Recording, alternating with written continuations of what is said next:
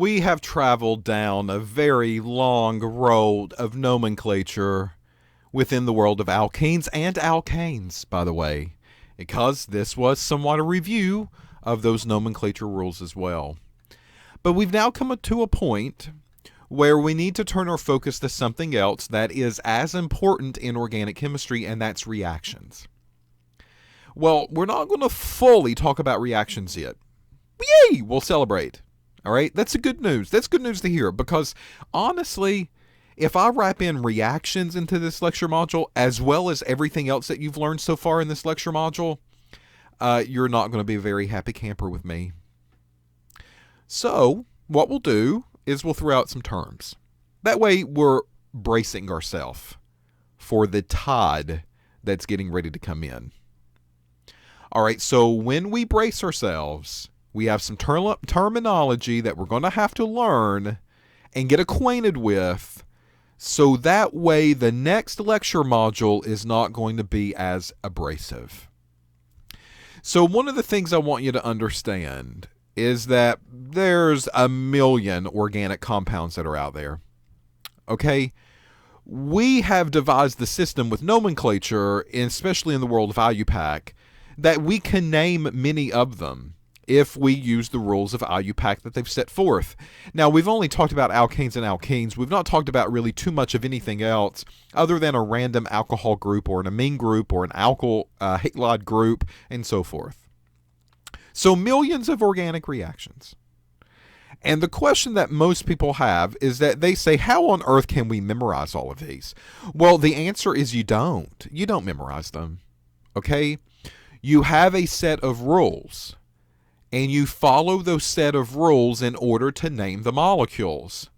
And if you've noticed, that's basically what we've done all this time.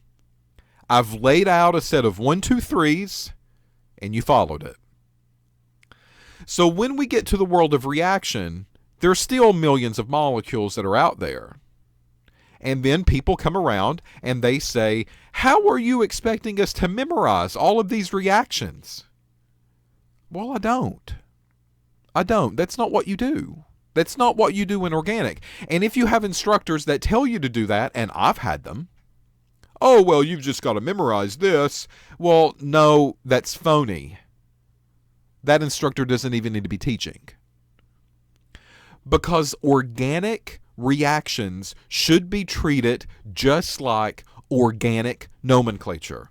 There's a set of rules. There's some definitions. There's some 1, 2, 3s that we have to follow. And then if we get familiar with that process, we apply that process to those reactions just like we apply the process to the nomenclature. So the very first family of reactions that we will focus on will be with alkenes.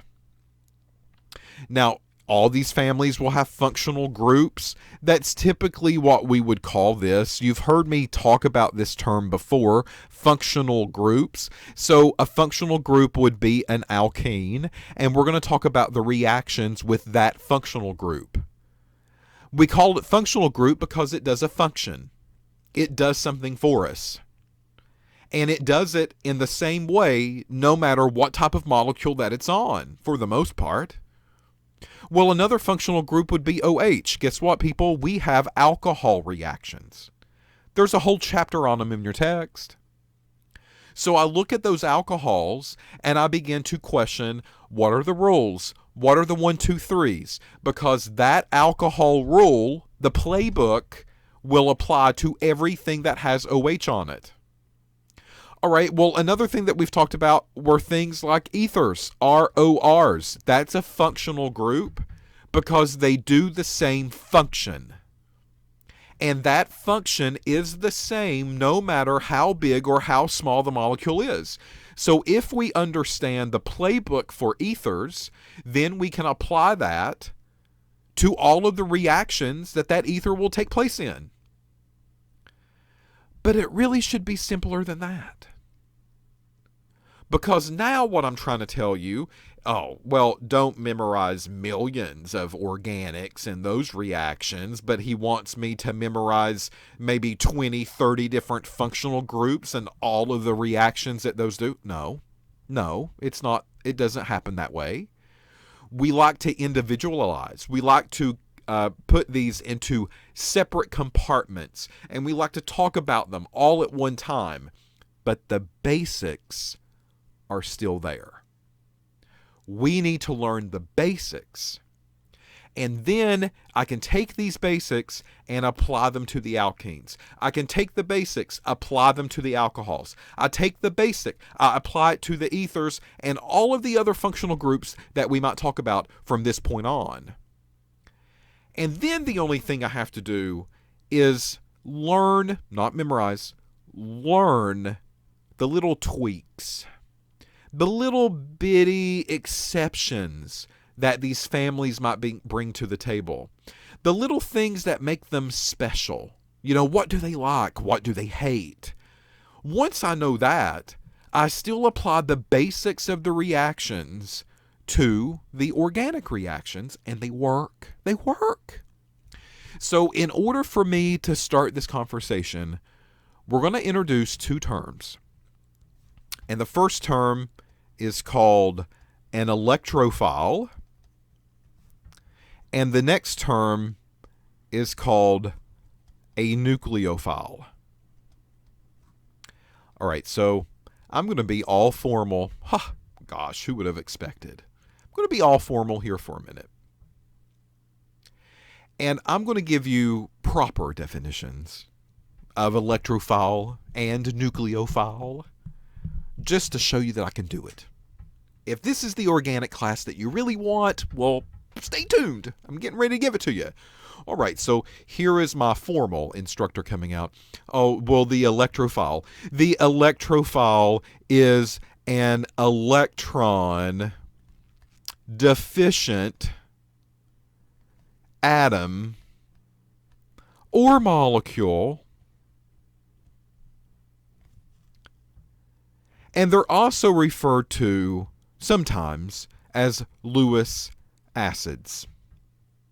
Okay, class, now on to our next term, the nucleophile. The nucleophile is an electron-rich atom or molecule. And sometimes we call these Lewis bases. And now we go on and we're going to talk about a little bit of an electrophile and a nucleophile. That's not what you signed up for. All right? If it is, I'm sorry. I'm not the person for you. And actually, who wants to sit in on a lecture like that? I can read a textbook and get those definitions. I don't need to pay some instructor to do that job if I can read it in a textbook and regurgitate and rehash these definitions down on a sheet of paper. So electrophile and nucleophile is always one of the ways that we start off. Now, let me give you the Tracy version, okay? I'm getting ready to give you the Tracy version of electrophile and nucleophile. If I asked you what a pedophile was, what would you tell me? Did that surprise you? I hope it did. Because I need you to relate it. I need you to relate these crazy, verbally, doesn't make sense, it's too embellished, it's too embossed definitions. And I want you to relate it to something personal. If I asked you what a pedophile was, what would you tell me? You would say it loves little kids, maybe, right? That's a pedophile. I hope you don't know a pedophile. I don't know any pedophiles, but this is a term that you are very familiar with because, look, electrophile, nucleophile. So if a pedophile is defined as something that loves kids, then I can relate that definition to an electrophile, because now what do you think electrophile means? Electrophile means it loves little electrons. That's the way that we define these. That's the way I want you to think about these.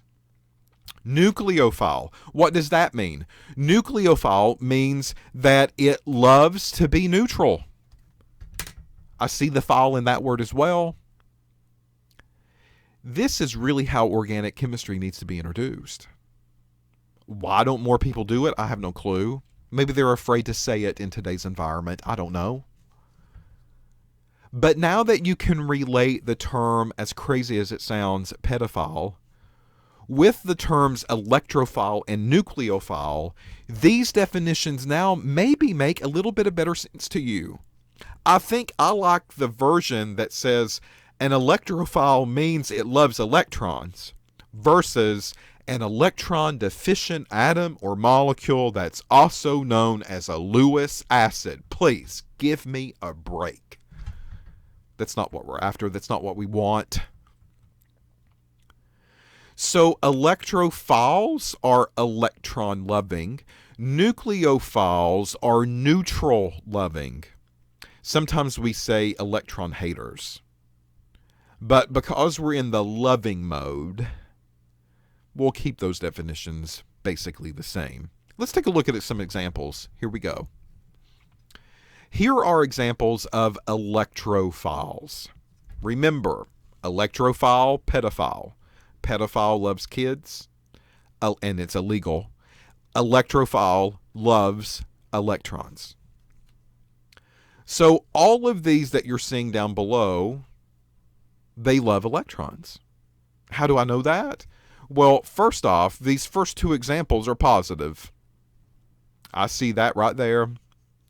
Anything positive loves things that are negative, including electrons. So by definition, the first two are very good, easy examples of electrophiles. We're going to have to talk about electrophiles a little bit later on in another lecture module. But this is a start for us. Next, BH3.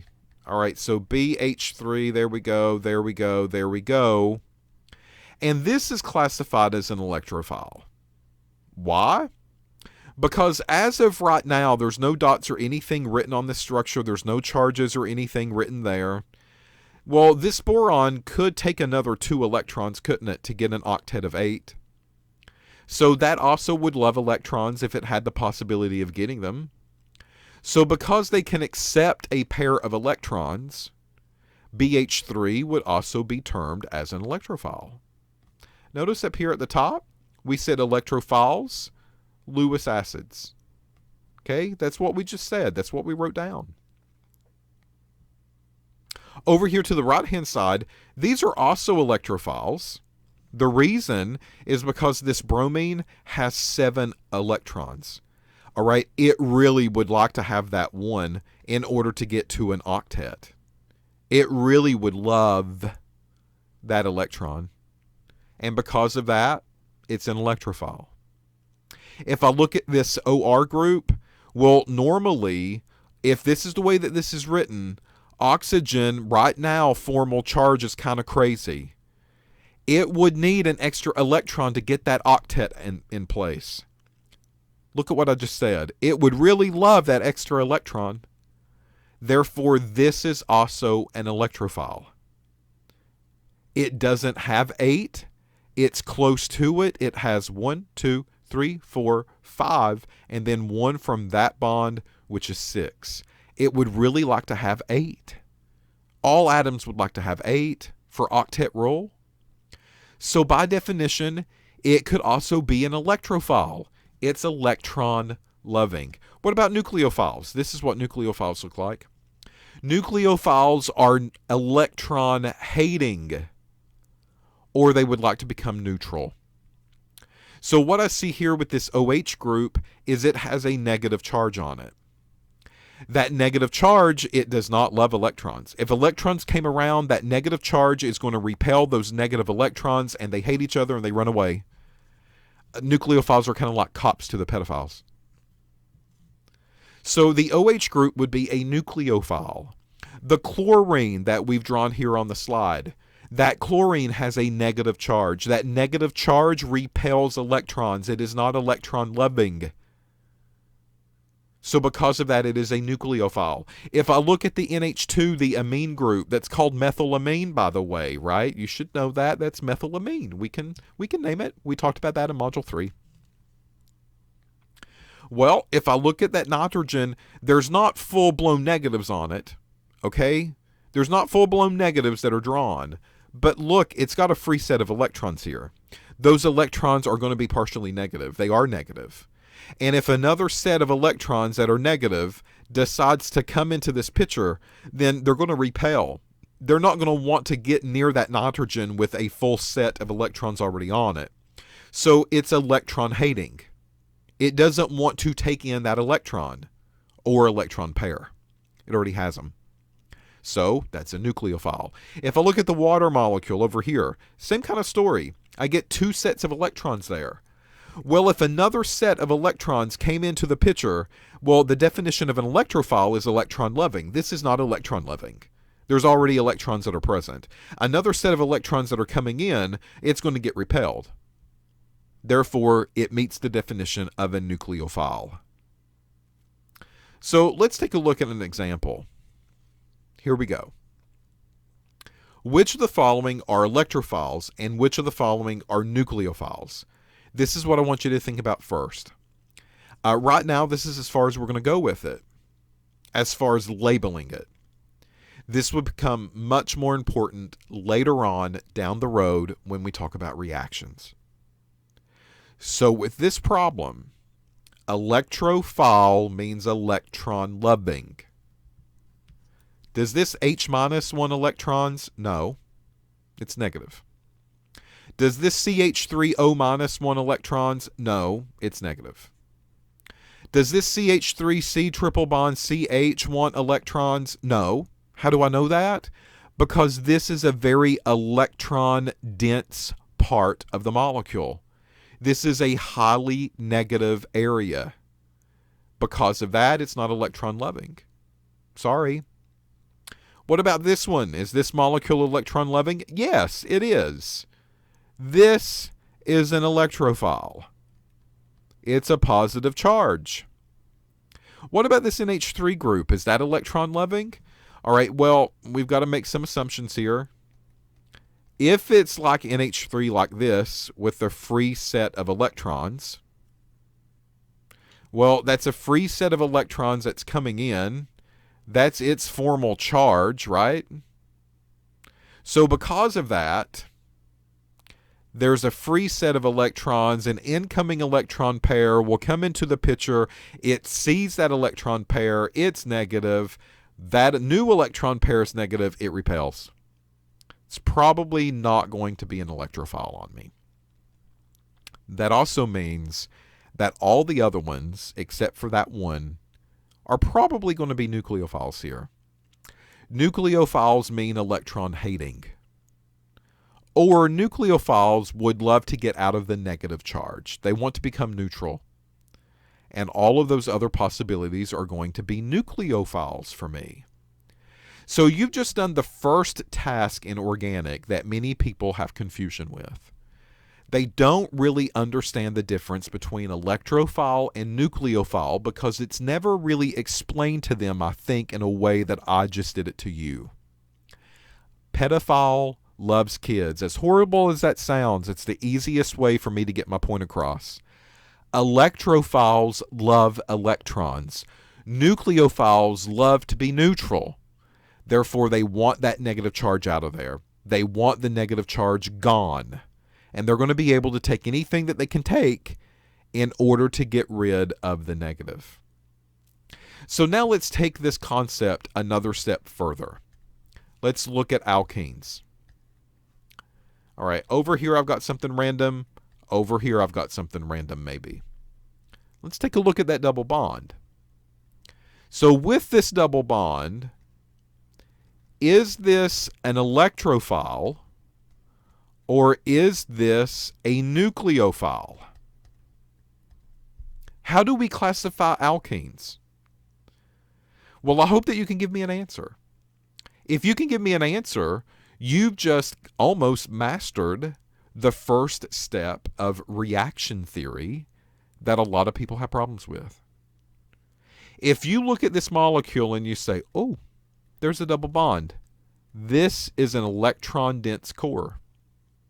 So therefore, would it be an electrophile? No, it doesn't love electrons. If another set of electrons came into this double bond, ding, away it goes. They repel each other. There's negative already there. So by definition, this would be a nucleophile because there's a negative area that is present. It's already there. It doesn't need those electrons to create it.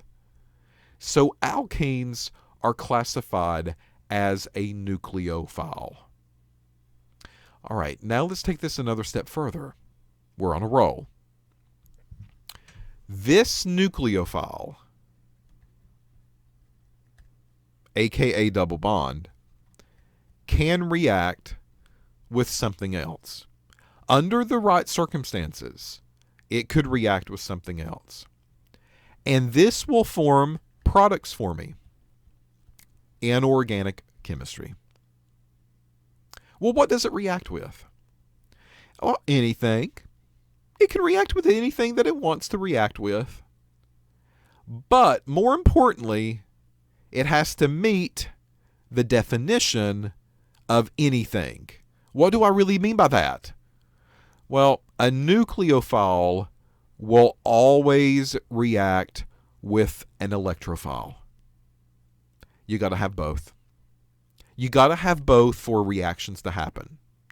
Basically, what I'm trying to tell you is that if you have one nucleophile that carries a negative charge with it, and you have another nucleophile that carries a negative charge with it, there's going to be no reaction that happens here.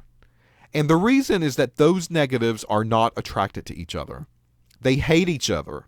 They're probably like bad exes in a really bad relationship, and they don't want anything to do with each other anymore.